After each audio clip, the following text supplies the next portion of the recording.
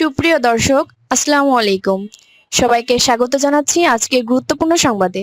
প্রথমেই জানিয়ে দিচ্ছি সংবাদ শিরোনাম, পরে বিস্তারিত।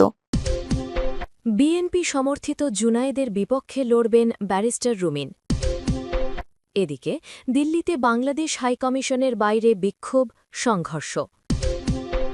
এরপর থাকছে জমিয়তকে যে ৪ আসন দিল বিএনপি। সর্বশেষ জমিয়তকে আসন ছাড়, ভোটের মাঠ ছাড়ছেন না বিএনপি নেতা মামুন।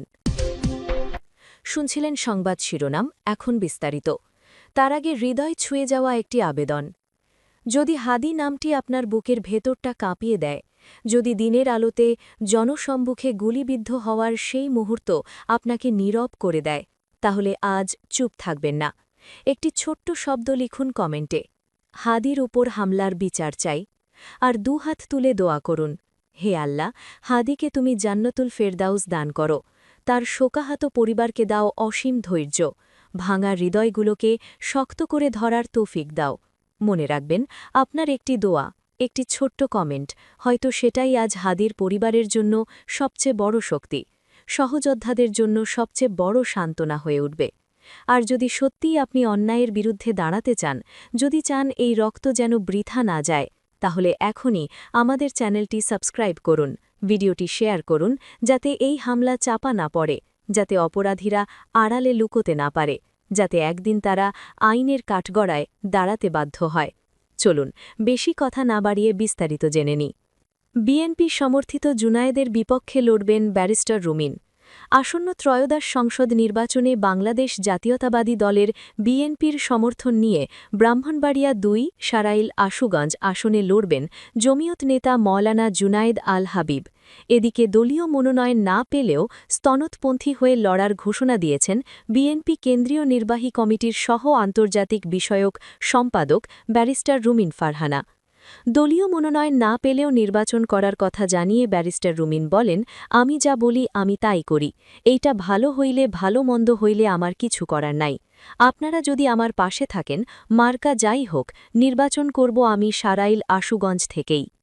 গত শুক্রবার বিকেলে ব্রাহ্মণবাড়িয়ার সারাইল উপজেলার পানিশ্বর ইউনিয়নের বিটঘর বাজারে বিএনপির চেয়ারপারসন খালেদা জিয়ার রোগমুক্তি কামনায় দোয়া ও মত বিনিময় সভায় প্রধান অতিথির বক্তব্যে রুমিন ফারহানা কথা বলেন। এরপর থেকেই গুঞ্জন ওঠে, দলীয় মনোনয়ন না পেলেও তিনি স্তনদপন্থী হয়ে লড়বেন। এদিকে বিএনপির সাথে নির্বাচনী সমঝোতা করেছে বাংলাদেশ জমিয়ত উলামা ইসলাম। সমঝোতার ফলে জমিয়তে উলামা ইসলাম যেসব আসনে প্রার্থী দেবে, সেসব আসনে প্রার্থী দেবে না বিএনপি। একইভাবে বিএনপির আসনগুলোতেও প্রার্থী দেবে না জমিয়ত উলামা ইসলাম। তবে নির্বাচনী সমঝোতা হলেও আসন্ন ত্রয়োদশ সংসদ নির্বাচনে ধানের শীষ প্রতীকে নির্বাচন করতে পারবেন না জমিয়ত নেতারা। তাদের দলীয় খেজুর গাছ প্রতীকেই তাদের নির্বাচন করতে হবে। জমিয়ত উলামা ইসলামকে ৪টি আসনে ছাড় দিচ্ছে বিএনপি। আসনগুলো হচ্ছে নীলফামারী ১ ডোমার ডিমলা মওলানা মোহাম্মদ মঞ্জুরুল ইসলাম আফেন্দি, নারায়ণগঞ্জ ৪ ফুতুল্লা মুফতি মুনির হোসেন কাসেমি, সিলেট ৫ জাকিগঞ্জ কানাইঘাট মওলানা মোহাম্মদ উবাইদুল্লাহ ফারুক, ব্রাহ্মণবাড়িয়া ২ সারাইল আশুগঞ্জ মওলানা জুনায়েদ আল হাবিব। বিএনপির চেয়ারপারসনের গুলশান কার্যালয়ে এক যৌথ সংবাদ সম্মেলনে দল দুটির পক্ষ থেকে এই ঘোষণা দেওয়া হয়। এর আগে চলতি বছরের ২৩ অক্টোবর নির্বাচনী জোট হলেও প্রার্থীদের নিজ দলের প্রতীকে জাতীয় নির্বাচনে প্রতিযোগিতা করতে হবে, এমন বিধান যুক্ত করে নির্বাচন সংক্রান্ত আইন গণপ্রতিনিধি আদেশ আরপিও সংশোধনের খসড়া অনুমোদন করেছে অন্তর্বর্তী সরকারের উপদেষ্টা পরিষদ। এদিকে দিল্লিতে বাংলাদেশ হাইকমিশনের বাইরে বিক্ষোভ, সংঘর্ষ। ময়মনসিংহে পোশাক শ্রমিক দীপু চন্দ্র দাস হত্যার প্রতিবাদে নয়াদিল্লিতে বাংলাদেশ হাইকমিশনের বাইরে বিক্ষোভ করেছে বিশ্ব হিন্দু পরিষদ বা ভিএইচপি। এ সময় তাদের কয়েকজন পুলিশের ব্যারিকেড ভেঙে ফেলে, সংঘর্ষে জড়ায়। প্রেস ট্রাস্ট অফ ইন্ডিয়া প্রকাশিত ভিডিওতে দেখা গেছে কয়েকশো বিক্ষোভকারীকে বাধা দিতে পুলিশ ব্যারিকেড তৈরি করে, কিন্তু বিক্ষোভকারীরা এক পর্যায়ে ব্যারিকেড ভেঙে ফেলে, পরে পুলিশের সঙ্গে তাদের সংঘর্ষ হয়। টাইমস অফ ইন্ডিয়ার প্রতিবেদনে বলা হয়েছে, মঙ্গলবার ভিএইচপি এই কর্মসূচির ডাক দিলে হাইকমিশনের সামনে নিরাপত্তা জোরদার করেছিল Delhi police. Are the Hindu জানায়, এলাকাটিতে ৩ স্তরের ব্যারিকেড বসিয়ে অতিরিক্ত পুলিশ ও অর্ধাসামরিক বাহিনী মোতায়েন করা হয়। ভারতের আরেক গণমাধ্যম এনডিটিভি লিখেছে, কঠোর নিরাপত্তা ব্যবস্থা সত্ত্বেও একাধিক বিক্ষোভকারীকে ব্যারিকেড ভেঙে কূটনৈতিক স্থাপনার দিকে এগোতে দেখা যায়। তারা অন্তত ২ স্তরের ব্যারিকেড ভাঙে। এ সময় অনেককে ব্যানার ও প্ল্যাকার্ড হাতে স্লোগান দিতে দেখা যায়। এক পুলিশ কর্মকর্তার বরাতে দিয়ে দ্য হিন্দু লিখেছে, অপ্রীতিকর ঘটনা এড়ানোর প্রয়োজনীয় বাহিনী মোতায়েন করা হয়েছে।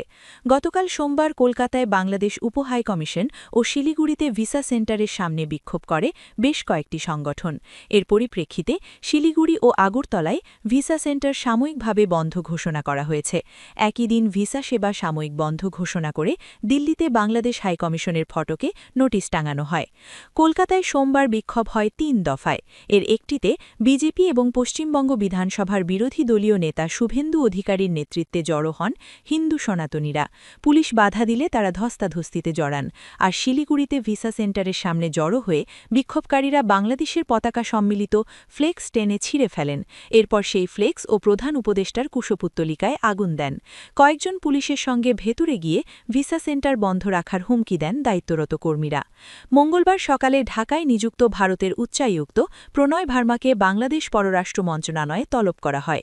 কূটনৈতিক সূত্র জানিয়েছে, নয়াদিল্লি, কলকাতা সহ বিভিন্ন স্থানে বাংলাদেশ মিশনে উদ্ভূত পরিস্থিতির পরিপ্রেক্ষিতে প্রণয় ভার্মাকে তলব করা হয়।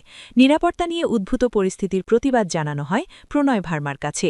একই সঙ্গে বাংলাদেশ মিশনগুলোতে নিরাপত্তা জোরদার করার কথা বলা হয়। সর্বশেষ, জমিয়তকে যে ৪ আসন দিল বিএনপি। ধর্মভিত্তিক রাজনৈতিক দল জমিয়তে ইসলাম বাংলাদেশের সঙ্গে নির্বাচনী সমঝোতা করেছে বিএনপি। এর অংশ হিসেবে দলটিকে ৪ আসন দিয়েছে বিএনপি।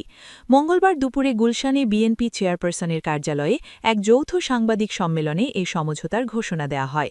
সাংবাদিক সম্মেলনে বিএনপির মহাসচিব মির্জা ফখরুল আলমগীর জানান, জমিয়তের সঙ্গে নির্বাচনী সমঝোতার ভিত্তিতে ৪টি আসনে বিএনপি প্রার্থী দেবে না। বিএনপির মহাসচিব বলেন, বিএনপির কেন্দ্রীয় সিদ্ধান্ত অনুযায়ী এসব আসনে বিএনপি কোনো প্রার্থী দেবেন না। এখানে কেউ স্বতন্ত্র প্রার্থী হলে দল ব্যবস্থা নেবে। জমিয়তের জন্য ছেড়ে দেওয়া আসনগুলো হল নীলফামারী ১ থেকে মঞ্জুরুল ইসলাম আফেন্দি, নারায়ণগঞ্জ ৪ থেকে মনির হোসেন কাসেমি, সিলেট ৫ থেকে আমির উবাইদুল্লাহ ফারুকি এবং ব্রাহ্মণবাড়িয়া ২ থেকে জুনায়েদ আল হাবিব। সাংবাদিক সম্মেলনে বিএনপির মহাসচিব মির্জা ফখরুল আলমগীর, স্থায়ী কমিটির সদস্য সালাহুদ্দিন আহমেদ, জমিয়তের প্রধান মাওলানা উবাইদুল্লাহ ফারুক, মহাসচিব মঞ্জুরুল ইসলাম আফেন্দি উপস্থিত ছিলেন। এই সময় বিএনপির স্থায়ী কমিটির সদস্য সালাহুদ্দিন আহমেদ বলেন, জমিয়তের সঙ্গে নির্বাচনী সমঝোতা করেছে বিএনপি। পরস্পরের আসনে প্রার্থী দেবে না বিএনপি ও জমিয়ত। যেসব আসনে তাদের সঙ্গে আমাদের সমঝোতা হয়েছে সেখানে বিএনপির প্রার্থী থাকবেন না। একইভাবে সারা বাংলাদেশে অন্যান্য আসনে জমিয়তের কোনো প্রার্থী থাকবেন না। জানা গেছে, জমিয়ত প্রাথমিকভাবে ৫টি আসনের দাবি জানালেও বিএনপি ৩টি আসনে সম্মত হয়। পরে দলের ওয়ার্কারি চেয়ারম্যান তারেক রহমানের সুপারিশে আরও একটি আসন বাড়িয়ে মোট ৪টি করা হয়।